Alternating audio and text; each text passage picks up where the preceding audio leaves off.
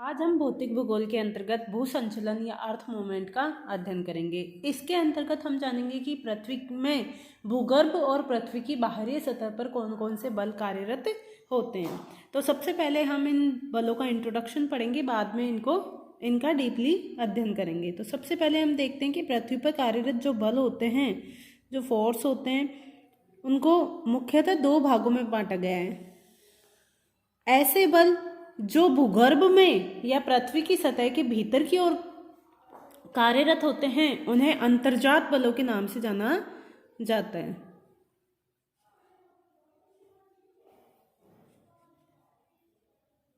अंतर्जात बल या फिर एंडोजेनेटिक फोर्सेस।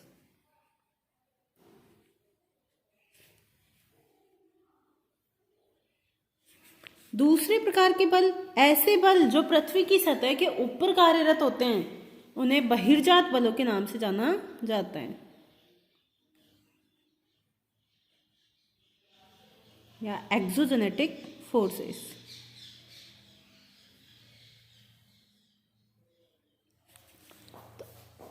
एक्सोजेनेटिक फोर्सेस का अध्ययन हम बाद में करेंगे कि पृथ्वी की सतह पर जो मेनली अगर देखा जाए ज्योग्राफी भूगोल में मुख्यतः एक्सोजेनेटिक फोर्सेस के द्वारा बहिर्जात बलों के द्वारा निर्मित स्थलाकृतियों का मुख्यतः अध्ययन किया जाता है। तो इन एक्सोजेनेटिक फोर्सेस में मुख्यतः आते हैं अनाच्छादन की प्रक्रियाएं आते हैं। अनाच्छादन में मुख्यतः अपक्षय व अपर्दन शामिल है, अर्थात अपक्षय व अपर्दन जो बल होते हैं वो मुख्यतः आते हैं बहिर्जात बलों के अंतर्गत। तो इनका हम डीपली अध्ययन बाद में करेंगे। तो अब हम पढ़ेंगे अंतर्जात बल। तो अंतर्जात जो बल होते हैं, अर्थात पृथ्वी के भूगर्भ पर जो कार्यरत बल होते हैं, ये मुख्यतः दो प्रकार के होते हैं। एक होते हैं पटल विरूपणी बल। पटल विरूपणी बल या ऐसे बल जो क्या करते हैं, अपेक्षाकृत धीमी गति से कार्यरत होते हैं। इन बलों को पटल विरूपणी बल या फिर डायस्ट्रॉफिक फोर्सेस के नाम से जाना जाता है।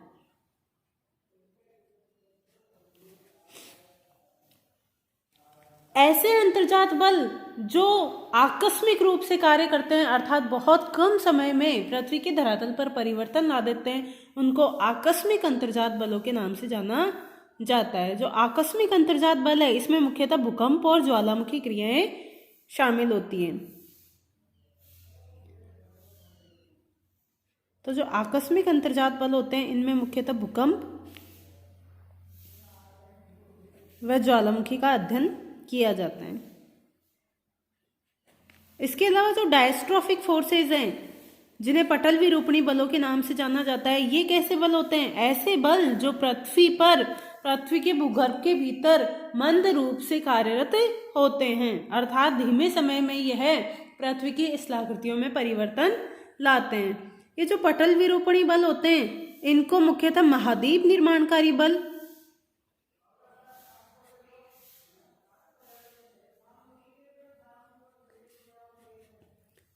या फिर एपिरोजेनेटिक फोर्सेस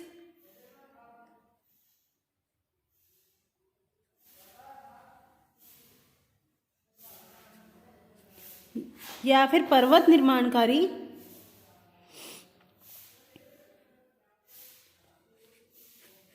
ओरोजेनेटिक फोर्सेस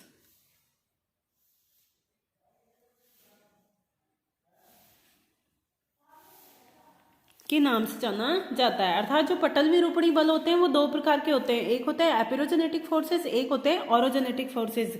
ये जो एपिरोजेनेटिक फोर्सेस होते हैं, ये मुख्यतः ऊर्ध्वाधर बल होते हैं। ऊर्ध्वाधर बल, इन्हें ऊर्ध्वाधर बल के नाम से भी जाना जाता है, क्योंकि इसमें जो अर्थ का या चट्टानों का जो मूवमेंट होता है वो कैसा होता है? ऊर्ध्वाधर, या तो ऊपर होता है या फिर नीचे होता है। जब चट्टानों का मूवमेंट अपेक्षाकृत ऊपर की ओर होता है तो इसे अपवार्ड फोर्सेस के नाम से जाना जाता है, अपवार्ड फोर्स। और जब जो चट्टान या फिर भूमि है उनका जो संचलन नीचे की तरफ होता है तो उनको डाउनवर्ड फोर्सेस के नाम से जाना जाता है।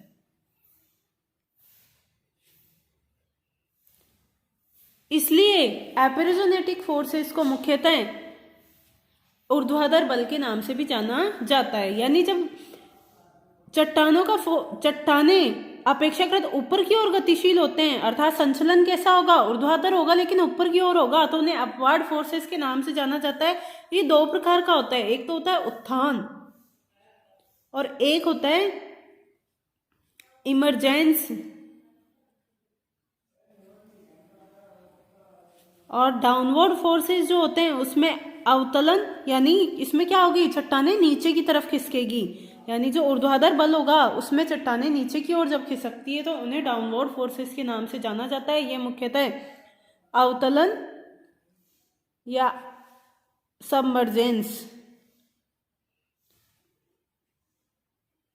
प्रकार के होते हैं।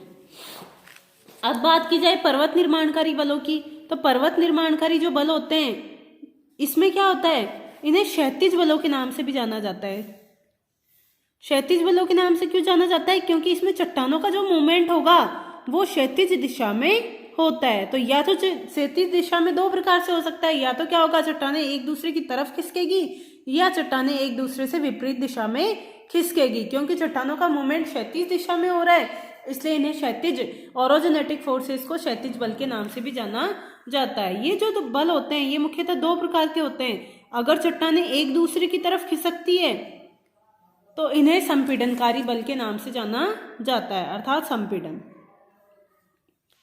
और अगर चट्टानों की जो गति होती है, जो बल होता है उसमें चट्टानें एक दूसरे से विपरीत दिशा में खिसकती है तो इसको तनाव बलों के नाम से जाना जाता है। तो ये जो संपीड़न फोर्सेस होते हैं इनके कारण क्या होगा, चट्टानें क्या होगी, एक दूसरे की तरफ खिसकेगी, एक दूसरे की तरफ खिसकेगी तो क्या होगा, बल पड़ेंगे। जो चट्टान होगी, जब चट्टानों का मूवमेंट एक दूसरे की तरफ होगा तो क्या होगा, यहाँ पर बल पड़ेंगे, जिससे क्या होगा, या तो वलन संवलन होगा या फिर अगर बल का क्या होगा, मान अपेक्षाकृत कम होगा तो संवलन या वार्प उत्पन्न होंगे, और अगर बल बहुत ज्यादा है तो इससे क्या होगा, फोल्ड या फिर वलन की उत्पत्ति होगी। और अगर चट्टानें एक दूसरे से विपरीत दिशा में खिसकती है तो क्या करेगा, तनाव बल कार्यरत होगा। इस तनाव बल के कारण या तो क्रैक पड़ेंगे या फिर फॉल्ट बनेंगे।